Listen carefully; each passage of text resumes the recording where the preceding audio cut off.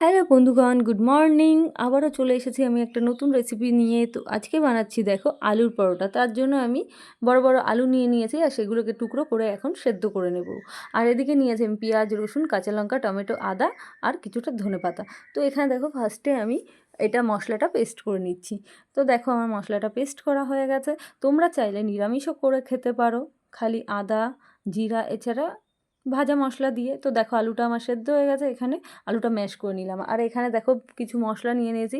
আমার একটা স্পেশাল ভাজা মশলা ছিল সেটা, আর হচ্ছে তোমার লঙ্কার গুঁড়ো, হলুদ, এগুলো নিয়ে নিয়েছি, নুন। তো দেখো ফার্স্টে হালকা তেল দিয়ে এখানে মশলাটা আমি কষিয়ে নেব। তো দেখো মশলাটা দিয়ে দিলাম। এবার আমি পেস্ট করা মশলাটা আস্তে আস্তে কষিয়ে নেব। তো হালকা এটা কষানো হয়ে গেলে, যখন মশলাটা হয়ে আসবে, তারপর দেখো ম্যাশ করা আলুটা আমি দিয়ে দেব। তো এইদিকে দেখো মশলাটা প্রায় আমার হয়ে এসে হালকা হালকা। এবার আমি গুঁড়ো মশলাগুলো দিয়ে দিচ্ছি একে একে। তো এখানে গুঁড়ো মশলাগুলো অ্যাড করে দিলাম। তো শীতের সকালে হোক বা বিকালে তোমরাও এরকম আলুর পরোটা বানিয়ে খেতে পারো। তো মশলাটা দেখো আমার হয়ে এসছে, আর এদিকে আমি আলুটা অল্প অল্প করে দিয়ে দিচ্ছি। তো আলুটা দিয়ে এইবার হালকা হালকা নাড়িয়ে চাড়িয়ে নেব। তো দেখো এবার মশলাটা আলুর সঙ্গে মিশিয়ে নেব আস্তে আস্তে।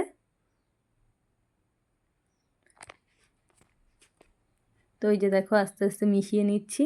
আলুটা যত ড্রাই হবে ততই ভালো, আস্তে আস্তে শুকিয়ে গেলে ভালো হবে। তো আমার হয়ে এসছে, এবার ধনেপাতা দিয়ে নামিয়ে নেব। তো দেখো আলুর পুরটা রেডি হয়ে গেছে। তো যতটা তোমরা শুকনো করবে না ততটাই ভালো হবে, যাতে নরম থাকলে না যখন পুরটা ভরবে তখন ফেটে বেরিয়ে আসার চান্স থাকে। তো একটুখানি শক্ত শক্ত হয়ে গেলে সেটা ভালো হয়। তো যতক্ষণ নাড়াবে ততই ভালো হবে। তো আমার এটা রেডি হয়ে গেছে দেখো পুরটা। আর এদিকে দেখো আমার ময়দা মাখা কমপ্লিট, আর এখানে লেচি কেটে নেওয়া হচ্ছে। তো লেচিটা যেহেতু ভিতরে পুর যাবে, সেই কারণে লেচিটা একটু বড় বড়ই করছি। তো দেখো এবার ভিতরে হচ্ছে পুরটা ভরে নেব। তো পিসি আমাকে এখানে হেল্প করছিল। তো দেখো বাটি করে নিচ্ছে, আর আস্তে আস্তে পুরটা চামচ দিয়ে ভরে নেব। তো এই যে দেখো পুরটা আমরা ভরে নিচ্ছি।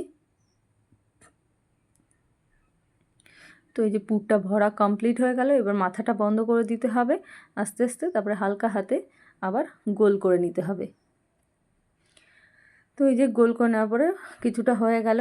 তো তোমরাও একে একে এরমভাবে করে নেবে। তো তারপর দেখো আমরা ফার্স্টে ময়দা দিয়ে বেলছিলাম। ফার্স্টে একটা ময়দা দিয়ে ট্রাই করছিলাম, তারপরে আমরা তেল দিয়েই পরে বেলে নিয়েছিলাম। তোমরা তেল দিয়ে বেললেই ভালো হবে, ময়দা দিয়ে না বেলাই ভালো। কেন কি ভাজার সময় না ময়দাগুলো পুড়ে গেলে কালো কালো হয়ে যায়। তো এখানে দেখো বেলা হয়ে গেছে কমপ্লিট, আর এখানে আমি চলে আসলাম ভাজার জন্য। তো আমি ফার্স্টে একটু তেল দিয়ে নিলাম কড়াতে।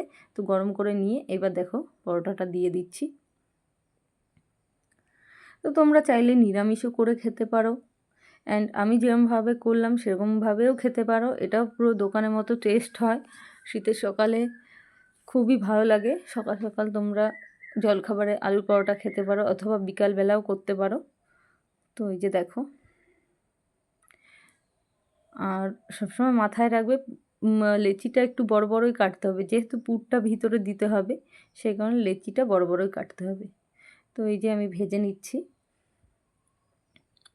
হালকা আছে আস্তে আস্তে ভেজে নেব। তো দেখো বন্ধুরা, ভালো লাগলে তোমরা অবশ্যই লাইক, কমেন্ট অ্যান্ড শেয়ার করে দেবে। অ্যান্ড ভিডিওটা ভালো লাগলে আবারও নেক্সট অন্য কিছু আপলোড করব। তো অবশ্যই তোমরা পাশে থেকো। তো এই যে দেখো এটা প্রায় ভাজা ভাজা হয়ে এসছে আমার।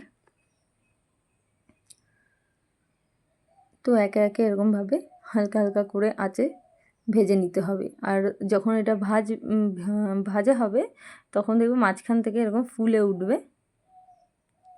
তো দেখো এটাও মাঝখান থেকে আস্তে আস্তে ফুলছে কত সুন্দর। তো এই যে উল্টে দিলাম, দেখো এক সাইড ভাজা হয়ে এসছে, আর দেখো কালারটা কত সুন্দর এসছে, দেখেই কেমন যেন খেতে ইচ্ছা করছে। তো তোমরা অবশ্যই বাড়িতে ট্রাই করবে ভালো লাগলে। তো দেখো এটা ভাজা হয়ে এসছে, এটা আবার আমি তুলে নেব। তো আরেকটা ভাজলাম। তো একে একে এরকমভাবে সব কটা ভেজে নিতে হবে। দেখো এটাও হয়ে এসছে প্রায়। তো আস্তে আস্তে আমি এই যে ভেজে নিচ্ছি। দেখো বন্ধুরা কত সুন্দর কালার আসছে, দেখতেও ভালো লাগছে। তো এই দেখো, এটাই যেহেতু পুর বেশি হয়েছিল সেই কারণে একটু ফেটে বেরিয়ে এসছে। তো দেখো আমার ভাজা কমপ্লিট হয়ে গেছে। তো রেডি বন্ধুরা, ভালো লাগলে অবশ্যই লাইক কমেন্ট শেয়ার করো। টাটা।